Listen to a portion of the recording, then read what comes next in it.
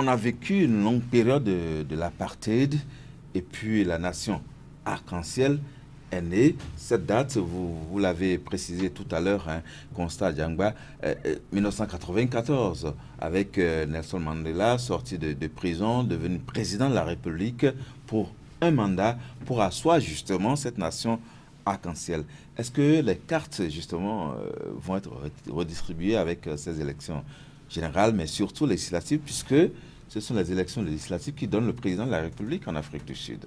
Bien sûr, les cartes doivent être redistribuées parce que vous voyez, depuis 1994 à 2004, ça fait environ 2024. Oui, en 2024, vous voyez ça, le temps doit couler sur les ponts. Et si un parti a l'hégémonie depuis ce temps, il est normal que l'usure prenne le dessus. Et le parti ANC a aussi subi quelques revers par rapport au comportement de certains dirigeants.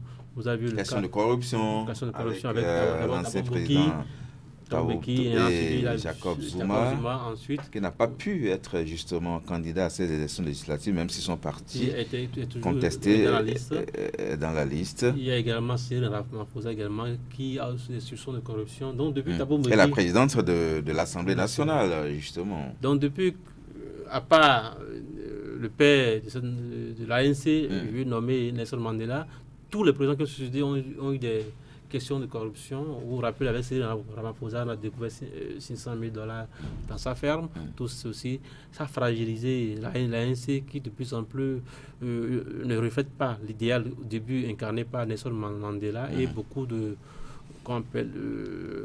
Sud-Africains ne croient plus en réalité à l'ANC, hormis la question de la...